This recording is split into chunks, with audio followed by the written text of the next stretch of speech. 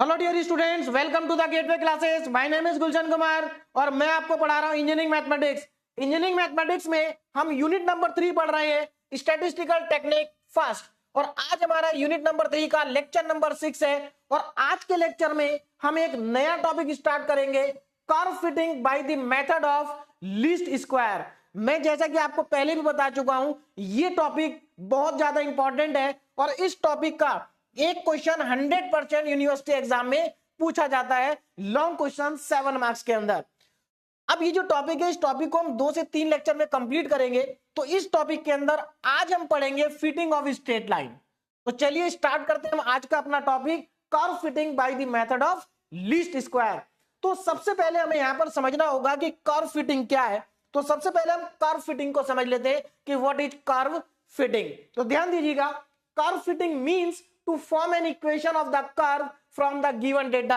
इसका मतलब यह है कि आपको क्वेश्चन के अंदर कुछ डेटा गिवन होगा और वो जो डेटा आपको गिवन होगा वो एक्स और वाई की फॉर्म में आपको गिवन होगा। तो यानी कि कुछ वैल्यू आपको एक्स की दी गई होंगी, उसी के कॉरेस्पॉन्डिंग आपको वाई की वैल्यू भी दी गई होंगी। आपको क्या करना है, उस गिवन डेटा के लिए आपको एक कर्व बनाना है। उस गिवन डेटा के लिए आपको कर्व की इक्वेशन क्या करनी है, ड्राइव करनी है। कर्व की इक्वेशन आपको बनानी है। ध्यान दीजिएगा, जो कर्व की इक्वेशन आप बनाएंगे वो एक ऐसी इक्वेशन होनी चाहिए जिसमें कि जो गिवन डेटा है, जो गिवन डेटा है वो बेस्ट फिट हो जाए। देखिए बेस्ट फिट यहां पर क्यों बोला जा रहा है, क्योंकि एक्चुअल में जो गिवन डेटा से आप कर्व बनाएंगे, जो गिवन डेटा से आप कर्व बनाएंगे वो कर्व अप्रोक्सीमेट होगा, ठीक है ना। लेकिन इस तरह से उस कर्व को हम बनाएंगे कि जो हमारा गिवन डेटा है वो उस कर्व के अंदर बेस्ट फिट हो जाए। इसको थोड़ा सा ध्यान से समझते हैं कि एक्चुअल में करना क्या है हमें। देखिए सबसे पहले मैं यहां पर कुछ डेटा ले लेता हूं। मान लीजिए यहां पर मैंने कुछ डेटा ले लिया, एक्स और वाई की वैल्यूज। यहां पर मैं कुछ डेटा ले लेता हूं, एक्स और वाई की वैल्यूज। ध्यान दीजिएगा जरा, एक्स और वाई की कुछ वैल्यूज मैं यहां पर ले लेता हूं। चलिए यहां पर एक्स और वाई की वैल्यूज मैं यहां पर लेने जा रहा हूं। ध्यान दीजिए, देखिए यहां पर मैंने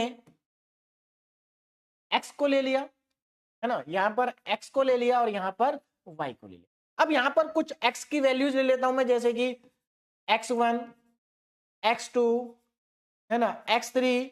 अब ये कहीं तक भी जा सकती हैं, x1, x2, x3, x4, x5, x6। मैंने यहां पर 6 वैल्यूज ली है एक्स की, लेकिन यहां पर कितनी भी वैल्यूज हो सकती है, हो सकता है यहां पर n नंबर ऑफ वैल्यूज हो।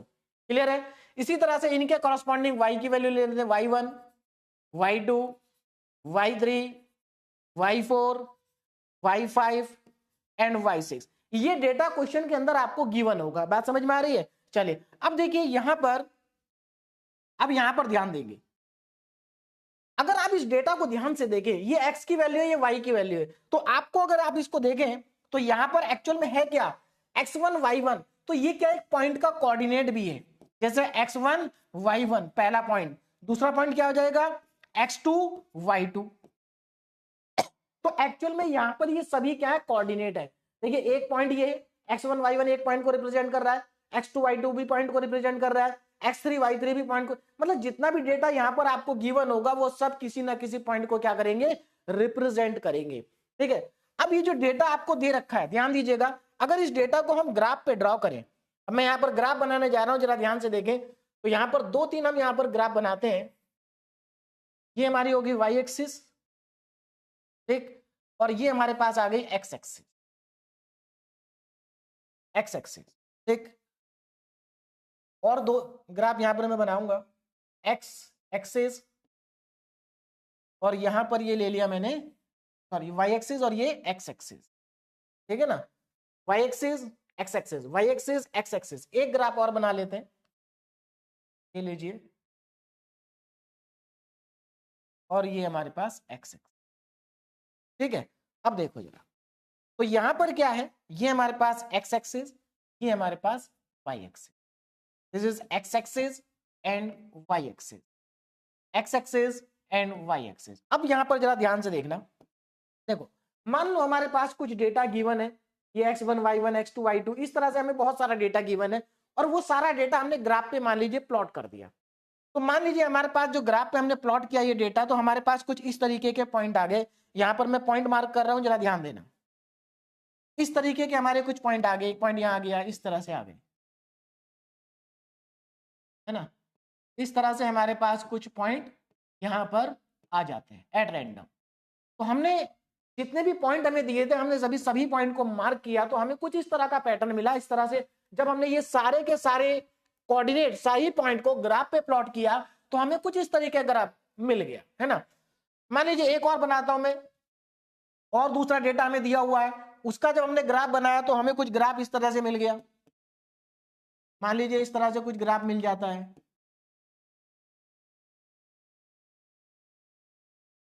देखिए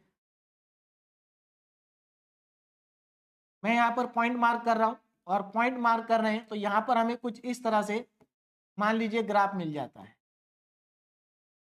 ना। इस तरह से ग्राफ मिल जाता है। ठीक, दूसरा मान लीजिए कुछ और डेटा हमें गिवन है, उसको जब हमने मार्क किया तो हमें मान लीजिए कुछ इस तरह से डेटा मिल जाता है। देखिए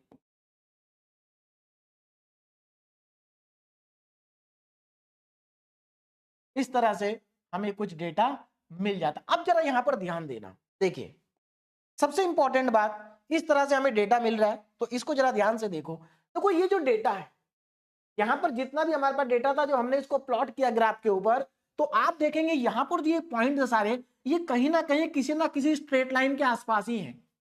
तो यहां से अगर मैं एक स्ट्रेट लाइन इस तरह से ड्रॉ करता हूं, तो अगर आप देखें तो ये सभी पॉइंट इस लाइन के लिए बेस्ट फिट है। यानी कि यहां पर हम एक लाइन, एक कर्व हम बना सकते हैं, एक स्ट्रेट लाइन हम बना सकते हैं यहां पर, जो कि इस डेटा को बेस्ट फिट करेगी। जैसे यहां पर ये लाइन है ना, तो ये क्या कर रही है, इस डेटा के लिए बेस्ट फिट का काम कर रही है।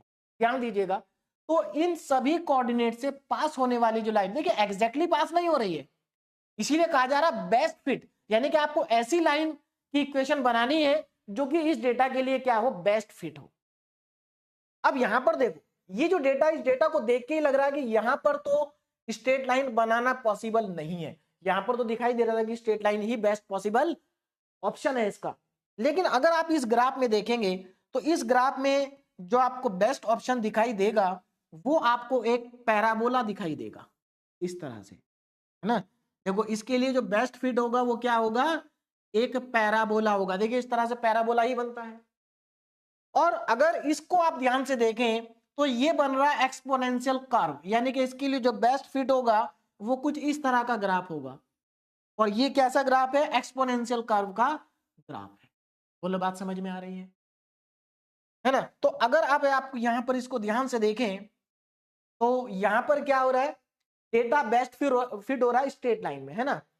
यहां पर क्या हो रहा है, स्ट्रेट लाइन, ध्यान दीजिएगा, स्ट्रेट लाइन, यानी कि जो गिवन डेटा है वो स्ट्रेट लाइन में बेस्ट फिट हो रहा है। ठीक है, और ये जो स्ट्रेट लाइन की जनरल इक्वेशन होगी हमारी, इसकी वो होगी a plus B X, A plus B X. ठीक है ना। चलिए y equal to A plus B x.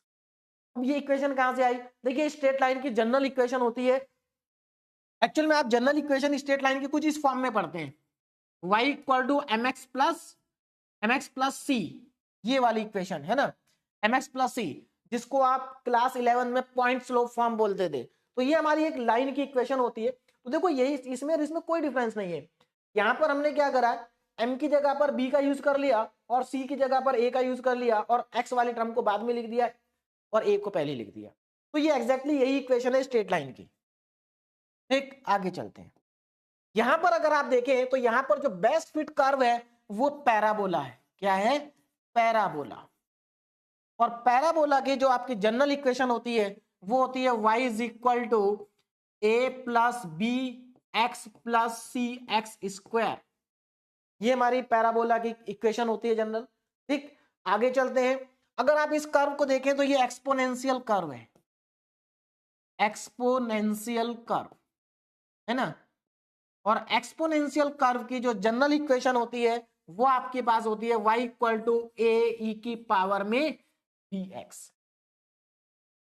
तो आपको करना है क्या, आपको इस टाइप का डेटा गिवन होगा और आपको उस डेटा के हेल्प से स्ट्रेट लाइन की इक्वेशन ड्राइव करनी है, पैराबोला ड्राइव करना है और एक्सपोनेंशियल कर्व ड्राइव करना है। वो आपसे कहा जाएगा कि आपको स्ट्रेट लाइन ड्राइव करनी है या पैराबोला करना है या एक्सपोनेंशियल करना है। बात समझ में आ रही, क्योंकि यही तीनों हमारे सिलेबस में है। तो मेरे ख्याल से कर्व फिटिंग का मतलब आपको समझ में आ गया होगा।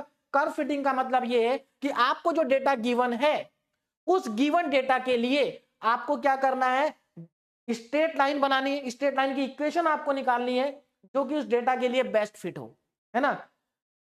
किसी क्वेश्चन में आपको पैराबोला निकालना होगा जो उस डेटा को बेस्ट फिट कर, जो उस डेटा के लिए क्या हो, बेस्ट फिट हो, और कभी आपको एक्सपोनेंशियल कर्व की इक्वेशन फाइंड करनी होगी फॉर द गिवन डेटा।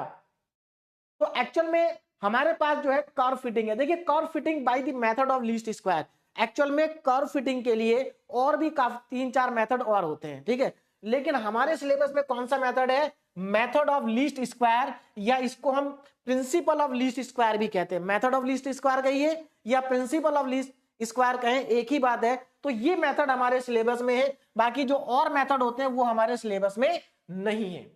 तो curve fitting by the method of least square, तो यहां पर हमें 3 चीजें पढ़नी है, fitting of straight line, fitting of second degree parabola और फिटिंग ऑफ एक्सपोनेंशियल कर्व। ये हमारे सिलेबस का पार्ट है। बात समझ में आ रही, ये तीनों हमें डिटेल में पढ़ना है। तो आज के लेक्चर में हम पढ़ेंगे fitting of straight line, fitting of straight line. अब देखिए किस तरह से स्ट्रेट लाइन की इक्वेशन हम कैलकुलेट करेंगे, फाइंड करेंगे, जो कि गिवन डेटा को बेस्ट फिट करे। तो ध्यान दीजिएगा, इसके लिए आपको क्या करना है, सबसे पहले क्या करेंगे आप, इक्वेशन की स्टैंडर्ड इक्वेशन की लाइन, इक्वेशन मतलब जो हमारी लाइन की स्टैंडर्ड इक्वेशन होती है उसको आप सबसे पहले लिखेंगे। तो देखिए यहां पर इक्वेशन ऑफ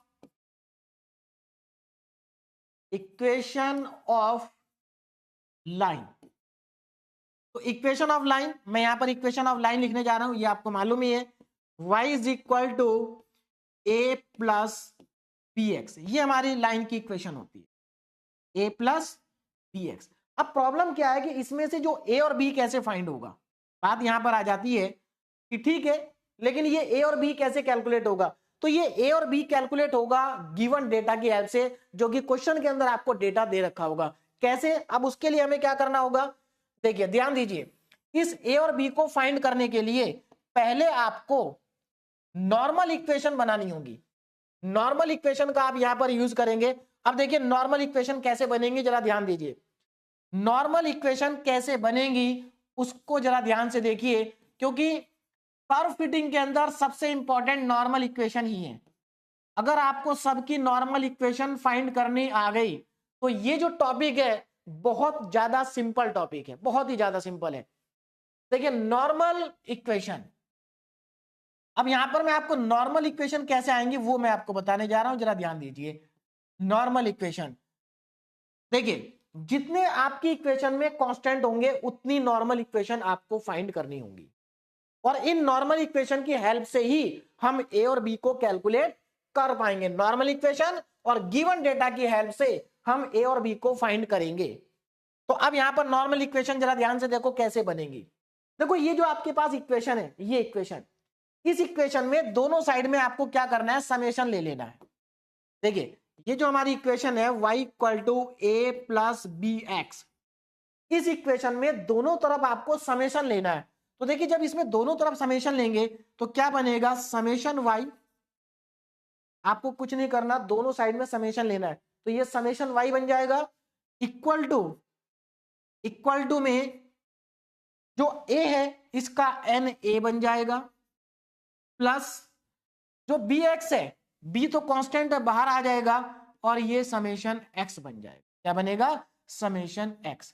मैंने क्या किया, दोनों तरफ समेशन लिया। अब कुछ स्टूडेंट को यहां पर कंफ्यूजन हो गया होगा कि सर ये कैसे आ गया, है ना, चलिए बताते हैं कैसे आया। देखो हमने जब दोनों तरफ इसमें समेशन लिया तो यहां पर जरा ध्यान दीजिएगा, जब हम इसमें दोनों तरफ समेशन लेंगे तो ये आएगा summation y is equal to summation a plus summation px। ये तो सभी को समझ में आ रहा होगा, तो यहां पर भी समेशन लगा दिया, यहां भी सबका समेशन ले लिया हमने। अब यहां पर जरा ध्यान दो, ये तो समेशन y रहा, ये ए जो है कांस्टेंट है, समेशन से बाहर आ जाएगा, तो अंदर क्या बचेगा 1 प्लस यहां पर बी कांस्टेंट है, बाहर आ जाएगा, अंदर क्या बचेगा समेशन एक्स। अब समेशन 1 क्या होगा जरा ध्यान से समझिए। समेशन 1, अगर मैं यहां पर समेशन 1 की बात करूं कि समेशन 1 क्या होगा, तो देखिए समेशन 1 का मतलब है 1 प्लस 1 प्लस 1 प्लस 1, कहां तक n टाइम्स तक, n टाइम्स तक आप 1 को ऐड करेंगे, और जब आप 1 को n टाइम्स तक ऐड करेंगे तो ये इसकी वैल्यू n आ जाएगी। समेशन 1 कितना होता है n होता है, तो आप यहां पर क्या करेंगे n पुट कर देंगे, तो आपके पास देखो यही आ जाएगा। बात समझ में आ गई? तो मेरे ख्याल से आपको मेरी बात समझ में आ गई होगी कि यहां पर ये किस तरीके से आ रहा है, ठीक है ना। चलिए मैं इसको यहां पर, ये रफ वर्क है लेकिन यहां पर मैं इसको लिखा हुआ छोड़ देता हूं, बाद में आपको समझने में आसानी रहेगी। बोलो बात क्लियर है? सिमिलरली अब आप क्या करेंगे, देखिए अब आप क्या करेंगे, अब आप इसको पहले x से मल्टीप्लाई करेंगे। क्या करेंगे? इसको x से मल्टीप्लाई करेंगे। जब आप इसको x से मल्टीप्लाई करेंगे तो ये इक्वेशन आपकी बनेगी xy is equal to ax plus bx square. देखिए यही बनेगी xy ax plus bx square. पूरी इक्वेशन को x से मल्टीप्लाई कर दिया, और इसका आप ले लेंगे समेशन। क्या करेंगे? इसका समेशन ले लेंगे। तो जब आप इसका समेशन लेंगे तो देखिए क्या आएगा, summation x Y is equal to, देखो ए कांस्टेंट है बाहर आ जाएगा, समेशन एक्स, बी कांस्टेंट है बाहर आ जाएगा, और समेशन एक्स स्क्वायर, और यही आपकी नॉर्मल इक्वेशन होगी। तो यहां पर अब मैं इसको सही से लिख देता हूं, देखिए जरा, तो समझ में आ गया। पहले इसको एक्स से मल्टीप्लाई करो तो क्या आएगा, समेशन एक्स वाई आएगा, summation x Y is equal to, इसको x से मल्टीप्लाई करेंगे तो a तो बाहर आ जाएगा, ये आ जाएगा समेशन x, और इसको x से मल्टीप्लाई करेंगे तो b बाहर आ जाएगा, और ये आ जाएगा समेशन bx स्क्वायर। और यहां पर ये जो दो इक्वेशन हमारे पास आई हैं, यही हमारी क्या होती है, normal equation. This is first normal equation and this is second normal equation. तो ये दोनों हमारी क्या है, नॉर्मल इक्वेशन है, ठीक है ना। These are the normal equation, और ये हमारी लाइन की इक्वेशन, ठीक। तो देखिए क्वेश्चन कैसे करेंगे आप, देखिए जब आप क्वेश्चन करेंगे सबसे पहले आप इक्वेशन ऑफ लाइन लिखेंगे, इसको इक्वेशन नंबर 1 मान लेंगे, फिर आप दोनों की दोनों नॉर्मल इक्वेशन लिखेंगे, इसको आप इक्वेशन नंबर 2 और इसको इक्वेशन नंबर 3 आप कंसीडर्ड कर लेंगे। बोले बात समझ में आ गई? अब आपको करना क्या है, इन दोनों इक्वेशन को आपस में सॉल्व करना है बाय एलिमिनेशन मेथड। मतलब आपको एलिमिनेशन मेथड नहीं लगाना, आप कैलकुलेटर से करेंगे, ठीक है ना। ये दोनों इक्वेशन को आप सॉल्व करेंगे, ए और बी आपको मिल जाएगा, ए और बी को लाके यहां पुट कर देंगे। अब यहां पर बहुत सारे स्टूडेंट के दिमाग में आ रहा होगा कि सर ये दोनों इक्वेशन सॉल्व कैसे होंगी, इसमें तो समेशन आ रहा है। तो हमें इस समेशन की ही तो वैल्यू गिवन डेटा से फाइंड करनी है। देखो summation x, summation Y, summation x Y, summation x square, ये सारी वैल्यू मिलेंगी कहां से, तो इसके लिए जरा वापस आते हैं इस टेबल पे। देखो ये सारी इसके नीचे एक्स के नीचे एक्स की वैल्यू है, जब आप इन सबको ऐड करोगे तो यहां से आपको समेशन एक्स मिल जाएगा। क्या मिलेगा? समेशन एक्स मिलेगा। जब आप इसको ऐड करेंगे तो समेशन वाई मिल जाएगा। तो देखो समेशन एक्स और समेशन वाई तो आपको मिल जाएगा, समेशन एक्स मिल जाएगा, समेशन वाई मिल जाएगा। अब बात बचती है एक्स वाई की और एक्स स्क्वायर की समेशन की। तो आप क्या करेंगे, देखो यहां पर इसके बाद नेक्स्ट कॉलम बनाएंगे और उस कॉलम में आप एक्स वाई लिखेंगे दोनों को मल्टीप्लाई करके, तो वहां से आपको समेशन एक्स वाई मिल जाएगा। फिर एक और कॉलम बनाएंगे, उसमें आप एक्स का स्क्वायर लिखेंगे और इन सब का कर देंगे स्क्वायर, तो वहां से आपको समेशन ऑफ एक्स स्क्वायर मिल जाएगा। अब ये सब चीजें जो मैंने आपको बताई है, इस सब को यूज करते हैं क्वेश्चन के अंदर। क्वेश्चन बहुत ही ज्यादा आसान है और बहुत ही सिंपल क्वेश्चन है। पहला क्वेश्चन सॉल्व करते हैं, सब कुछ आपको समझ में आ जाएगा। ध्यान दीजिए यहां पर जरा, fit a straight line to the following data. हमें इस डेटा के लिए एक स्ट्रेट लाइन को फिक्स करना है बाय लीस्ट स्क्वायर मेथड, है ना, लीस्ट स्क्वायर मेथड का यूज करके। तो हमारे सिलेबस में यही मेथड है। तो देखिए क्या करेंगे, किस तरह से इस क्वेश्चन में आगे बढ़ेंगे, ध्यान दीजिए। सबसे पहले आप क्या करेंगे ना, इक्वेशन ऑफ स्ट्रेट लाइन आप लिखेंगे। सबसे पहले आप क्या करेंगे, इक्वेशन ऑफ स्ट्रेट लाइन, तो यहां पर मैं सीधे लिखता हूं इक्वेशन ऑफ लाइन, ठीक है ना। तो इक्वेशन ऑफ लाइन आपको मालूम है क्या होगी, y is equal to A plus B x, और इसको आप मान लेंगे इक्वेशन नंबर 1, इसको आप मान लेंगे इक्वेशन नंबर 1 ना। अब क्या करेंगे, अब यहां पर आप लिखेंगे नॉर्मल इक्वेशन, क्या लिखेंगे, नॉर्मल इक्वेशन, नॉर्मल इक्वेशन। अब स्ट्रेट लाइन के लिए नॉर्मल इक्वेशंस क्या होंगे वो आपको मालूम है। देखिए जो नॉर्मल इक्वेशन है, अलग अलग कर्व के लिए नॉर्मल इक्वेशन अलग अलग होती है। अभी मैंने आपको स्ट्रेट लाइन की नॉर्मल इक्वेशन कैसे कैलकुलेट करते हैं, है ना, कैसे बनाते हैं वो आपको बताया। जब हम पैराबोला पढ़ेंगे तो पैराबोला के बारे में बताऊंगा, एक्सपोनेंशियल पढ़ेंगे तो उसके बारे में बताऊंगा। बात समझ में आ रही, यानी कि जिस कर्व की भी, जो भी कर्व हमें फाइंड करना होगा उस कर्व की नॉर्मल इक्वेशन कैसे आएंगी वो सब मैं आपको बता दूंगा। एक और चीज, ये जो नॉर्मल इक्वेशन है, इन नॉर्मल इक्वेशन का डेरिवेशन भी होता है, लेकिन डेरिवेशन मैंने आपको नहीं कराया क्योंकि डेरिवेशन इंपॉर्टेंट नहीं है। इंपॉर्टेंट है कि आपको नॉर्मल इक्वेशन पता होनी चाहिए कि किस कर्व की नॉर्मल इक्वेशन क्या होती है। तो अगर आपको कोई भी कर्व दिया हो उसकी नॉर्मल इक्वेशन कैसे कैलकुलेट होंगी वो मैं आपको बता दूंगा, डेरिवेशन की आपको जरूरत यहां पर नहीं है। चलिए ना, नॉर्मल इक्वेशन, तो मैं यहां पर नॉर्मल इक्वेशन लिखने जा रहा हूं। देखिए normal equation, first normal equation क्या होती है, summation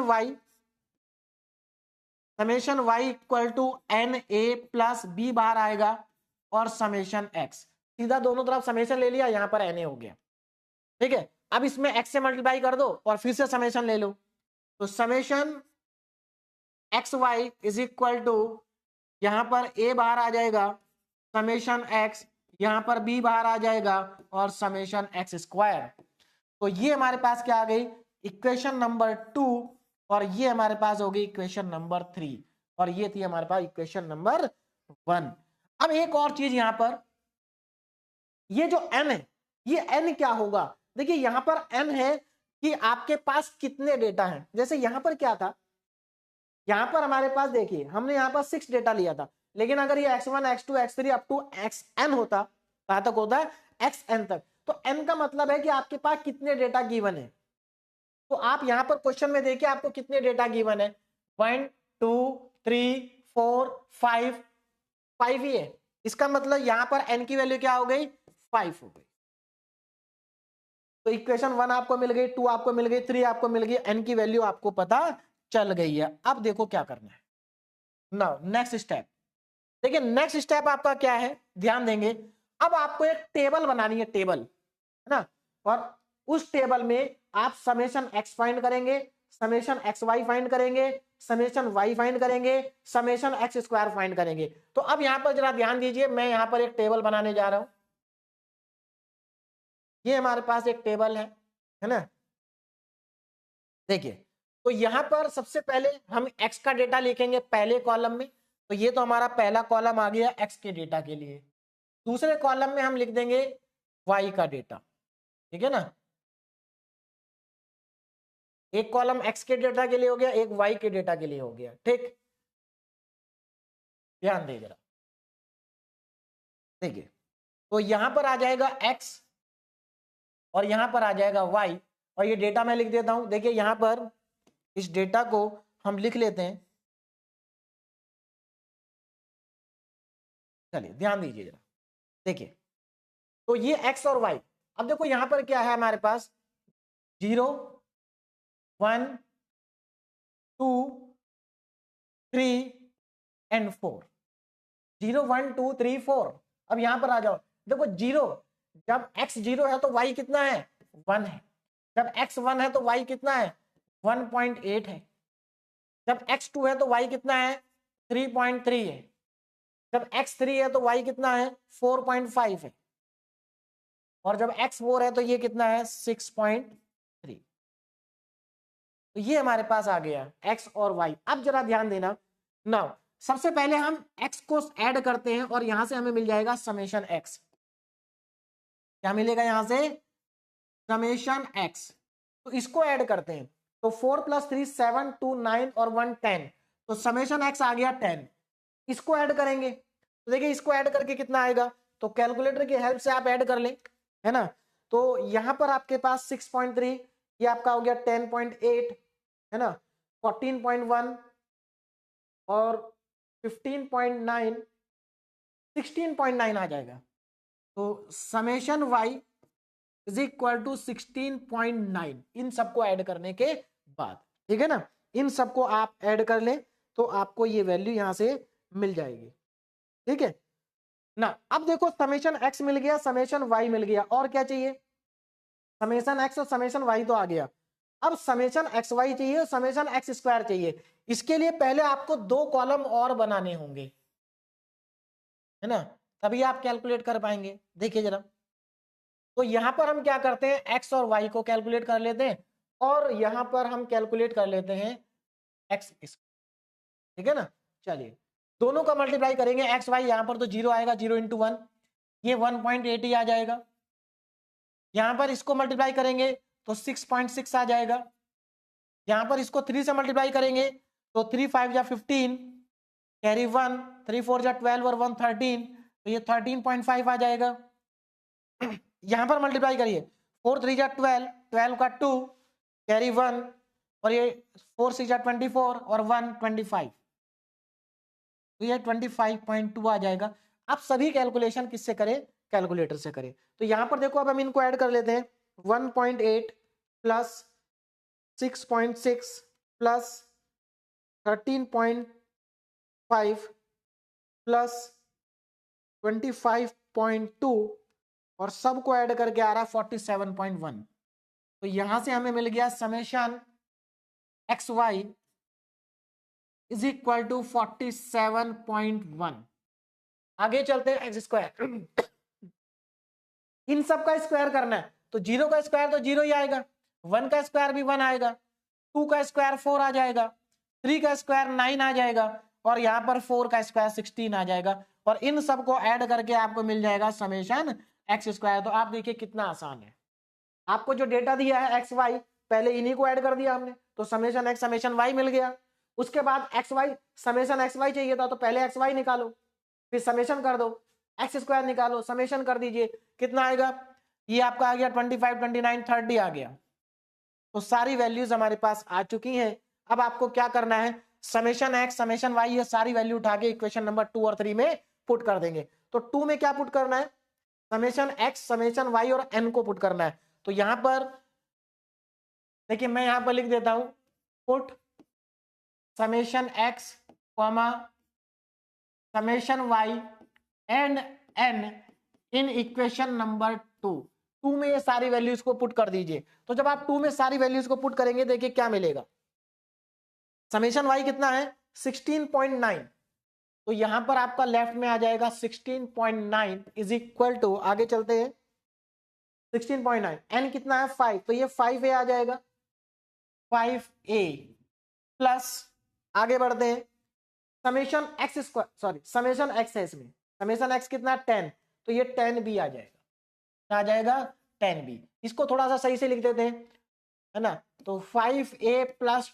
10b is equal to 16.9, और इस इक्वेशन को हम नाम दे देते हैं इक्वेशन नंबर, कौन सी इक्वेशन आ जाएगी, इससे पहले हमारे पास कितनी इक्वेशन हो चुकी थी, 1 2 3, ये हमारे पास आ जाएगी इक्वेशन नंबर 4।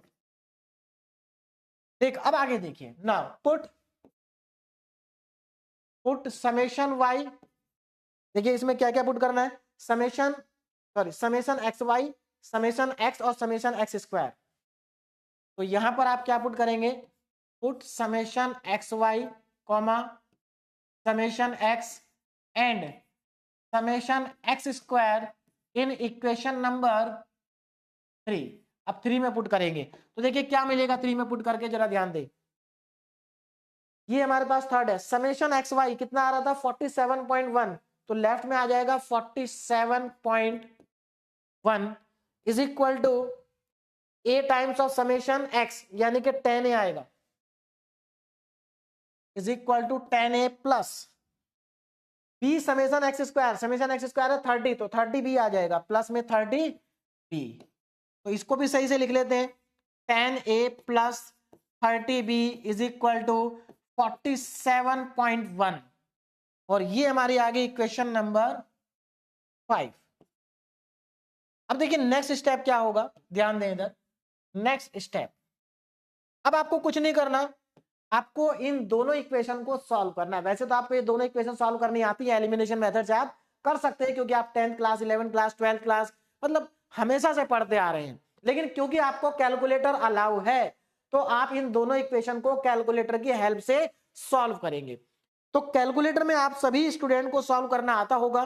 क्या करेंगे, कैलकुलेटर के अंदर मॉड बटन प्रेस करेंगे, है ना, फिर से उसको प्रेस करेंगे, और जब आपके पास यहां पर आ जाएगा इक्वेशन, इक्वेशन के नीचे लिखा होगा 1, फिर आप 1 को प्रेस करेंगे। फिर आपसे पूछा जाएगा कि अननोन कितने हैं, तो देखिए यहां पर कितने अननोन है, 2 अननोन है, तो आप 2 पे 2 प्रेस कर देंगे।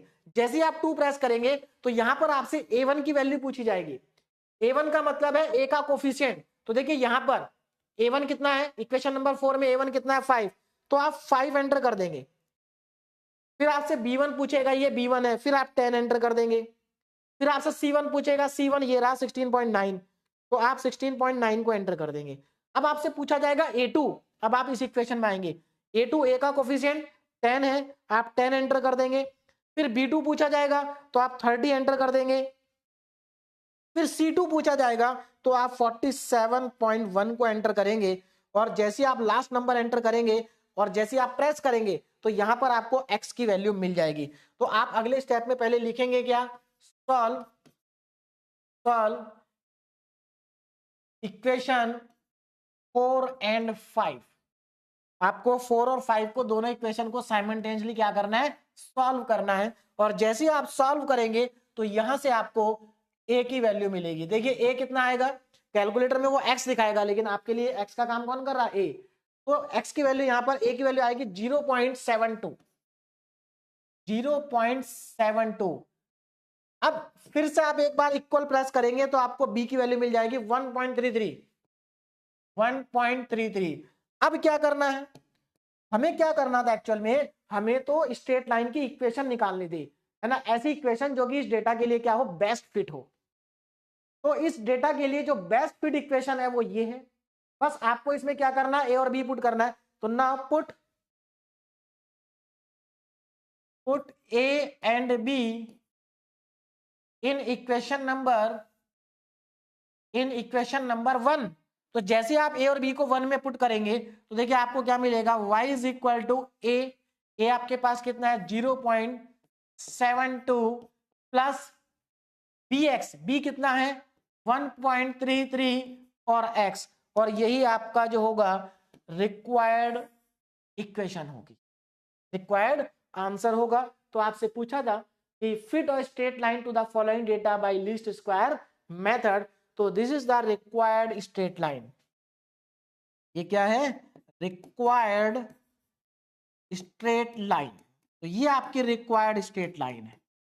तो एक ही क्वेश्चन से आपको समझ में आ गया होगा। अब इसमें कुछ भी आपको किसी भी क्वेश्चन में नया कुछ नहीं करना है, सारे क्वेश्चन इसी तरीके से आपको सॉल्व करने हैं। चलिए फिर भी मैं आपको एक क्वेश्चन और करा देता हूं, हालांकि कुछ इसमें नया नहीं होगा, लेकिन फिर भी एक क्वेश्चन कर लेते हैं। आपको अगर समझ में आ गया तो वीडियो को पॉज करें और इसको अपने आप ट्राई करें।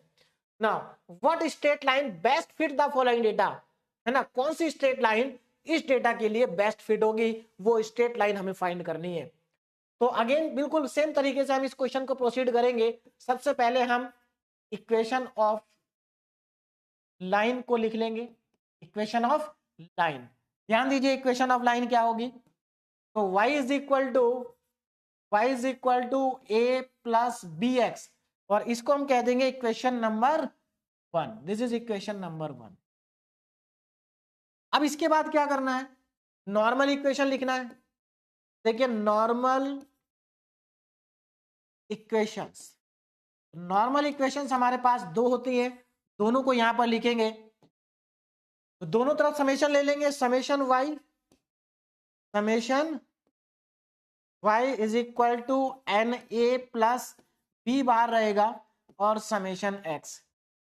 अब समेशन दूसरी इक्वेशन क्या होगी, summation x Y is equal to A बाहर रहेगा, समेशन x बी बाहर रहेगा, और समेशन एक्स स्क्वायर। देखो डायरेक्ट आप इसको देख के लिख सकते हैं, पहले आप दोनों तरफ समेशन ले लो, यहाँ एन आ जाएगा, फिर एक्स से मल्टीप्लाई करो पूरे में और समेशन ले लो। तो यहाँ पर ये जो हमें इक्वेशन दिखाई दे रही है, इसको हम कहेंगे इक्वेशन नंबर 2 और इसको हम कहेंगे इक्वेशन नंबर 3। एक और चीज, यहां पर आपके पास नंबर ऑफ डेटा कितने हैं, 1 2 3 4, इसका मतलब एन की वैल्यू कितनी आ गई, 4 आ गई, एन की वैल्यू 4 आ गई। देखिए इन क्वेश्चन में कुछ नया नहीं मिलेगा आपको, बस इतना जरूर है कि यहाँ पर डेटा छोटा है, किसी क्वेश्चन पे थोड़ा डेटा बढ़ा दिया जा सकता है, तो ज्यादा दिक्कत नहीं होने वाली है, क्योंकि यहाँ पर बहुत ज्यादा कॉलम आपके पास नहीं बनते हैं, तो आप इजिली कैलकुलेटर से कर सकते हैं, कोई दिक्कत आपको नहीं आएगी, है ना। देखिए जब डेटा बड़ा हो जाता है तो उसको करने का शॉर्टकट मेथड भी होता है, लेकिन कोई फायदा नहीं है, क्योंकि यहाँ पर हमें केवल क्या निकालना है, हमें केवल यहाँ पर अगर आप देखें तो एक्स वाई निकालना है, एक्स स्क्वायर निकालना है। कितना भी बड़ा डेटा हो, स्क्वायर तो आसानी से हो ही जाता है, बहुत ज्यादा दिक्कत उसमें नहीं होती, एक ही बार में स्क्वायर आ जाता है कैलकुलेटर से। चलिए तो अब आप फिर से क्या करेंगे, टेबल बनाएंगे। तो यहां पर मैं टेबल बनाऊंगा, फिर से सेम टेबल बनेगी, है ना। ये लीजिए, इस टेबल में हमें कितने कॉलम बनाने होते हैं, देखिए 4 कॉलम चाहिए होते हैं, 1 2 3 4। स्ट्रेट लाइन के केस में केवल 4 कॉलम आपको चाहिए। तो यहां पर ये हमारा पहला कॉलम आ गया और ये हमारा दूसरा कॉलम आ गया, हाँ। ये लीजिए, ठीक, 2 कॉलम और चाहिए, उन दोनों को भी बना देते हैं। ये लीजिए, ये हमारे पास आ गए, ठीक। यहां पर हम x और y लिखेंगे, जो भी हमें फाइंड करना है, और नीचे सबका आ जाएगा समेशन, नीचे आ जाएगा, ये लीजिए, ठीक है। चलिए अब आगे इसको प्रोसीड करते हैं। सबसे पहले हमें x की वैल्यू दी है, तो यहाँ पर x आ जाएगा, यहाँ पर y आ जाएगा। और क्या चाहिए हमें, x चाहिए, पहले इसको डेटा को लिख लेते हैं। देखिए 1 2 3 4, तो 1 2 3 4, है ना। जब x1 है तो y3 है, तो यहाँ पर 3 आ जाएगा, यहाँ 7 आ जाएगा, है ना। 3 7 13, 3 7 13 और 21। अब हमें क्या क्या चाहिए, अब देखो एक तो हमें एक्स वाई का समेशन चाहिए, तो हमें एक्स वाई भी निकालना होगा और एक्स स्क्वायर भी हमें फाइंड करना होगा। तो एक्स वाई मतलब इन दोनों का मल्टीप्लाई, तो 1 इंटू 3 3 आएगा, 2 इंटू 7 14 आएगा, 13 इंटू 3 39 आ जाएगा, है ना। और ये 21 इंटू 4 84 आ जाएगा। कितना आसान है, सिंपल सी कैलकुलेशन है, यहाँ तो डायरेक्ट ही हो जाएगी। नाउ एक्स स्क्वायर यानी कि इस कॉलम का स्क्वायर, तो देखिए 1 का स्क्वायर 1 ही आएगा, 2 का स्क्वायर 4 आ जाएगा, 3 का स्क्वायर 9 आ जाएगा, 4 का स्क्वायर 16 आ जाएगा। अब क्या करना, सबको ऐड करना। जब आप x वाले कॉलम को ऐड करोगे तो आपको समेशन x मिलेगा, और ये कितना होगा, 4 3 7 2 9 10 आ जाएगा। जब y के कॉलम को ऐड करोगे तो आपको समेशन y मिलेगा, कितना आएगा, देखिए 21 13 34 41 और 3 44 आ रहा है, कितना आ रहा है, 44, है ना। ये 34 और 41 44, ठीक। आगे चलते हैं, यहां पर देखिए कितना आएगा, 84 और 14 98 101 और 39 140 आ गया। तो समेशन एक्स वाई 140 आ जाएगा ना। समेशन एक्स स्क्वायर देखिए कितना आ जाएगा, 16 9 25 और ये 30 आ जाएगा। सारी वैल्यूज हमारी आ चुकी है।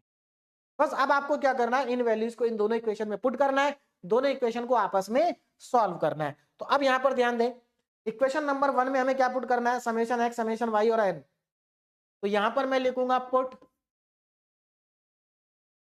Summation x summation y and n in equation number 3 है कि 4 2 है शायद, इन इक्वेशन नंबर 2, है ना। तो इक्वेशन नंबर 2 में सारी वैल्यूज आप पुट करें। समेशन वाई कितना, 44, तो लेफ्ट में आएगा 44, लेफ्ट में आएगा 44 इज इक्वल टू, आगे चलते हैं, देखो एन कितना, 4 ए आ जाएगा, 4a प्लस, आगे बढ़े, समेशन एक्स कितना है 10, तो ये 10b बन जाएगा, 10b। इसको सही से लिख लेते हैं, तो ये हमारे पास आ जाएगा 4a plus 10b is equal to 44। अब इसको सिंप्लीफाई मत करना यहाँ पर, क्योंकि आपको कैलकुलेटर से सारी कैलकुलेशन करनी है, तो इक्वेशन सिंप्लीफाई करने की जरूरत आपको नहीं है। This is the equation number 4। आगे बढ़ते हैं। देखिए अब क्या करेंगे ना, put summation x y comma summation x and summation x square in equation number 3 में पुट करेंगे।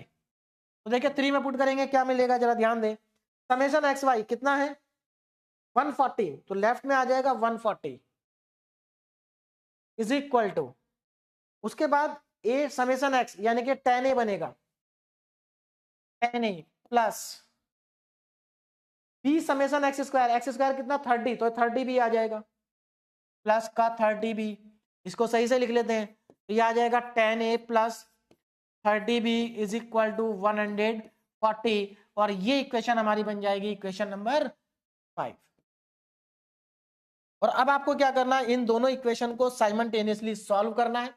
तो सॉल्व अपने आप नहीं करना, कैलकुलेटर से सॉल्व हो जाएंगे। तो यहां पर हम लिखेंगे सॉल्व इक्वेशन 4 एंड 5।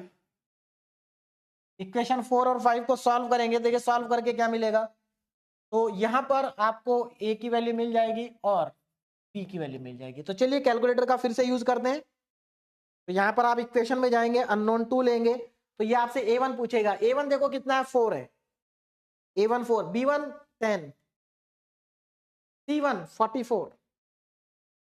अब दूसरी इक्वेशन पे आ जाओ, आपसे a2 पूछेगा तो 10 है, b2 पूछेगा 30 है, और c2 पूछेगा तो 140 140 है।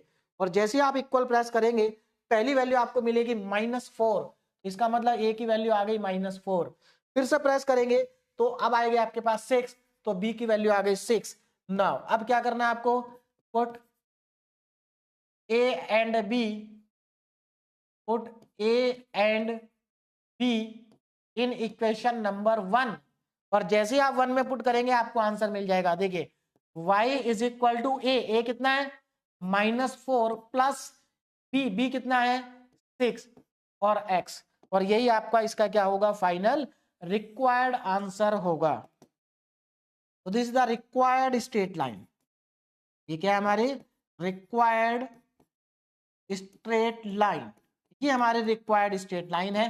तो इस तरीके से स्ट्रेट लाइन का कोई भी क्वेश्चन आ जाए, कितना भी बड़ा डेटा हो, कोई दिक्कत आपको नहीं होने वाली, क्योंकि अगर डेटा थोड़ा सा बड़ा होगा तो थोड़ी सी कैलकुलेशन पे फर्क पड़ेगा, क्योंकि यहाँ पर कॉलम ज्यादा नहीं है ना भाई, यहाँ पर उस तरह की कैलकुलेशन नहीं है जैसा कि इससे पहले लेक्चर में हमने मूवमेंट के केस में पढ़ा था, है ना।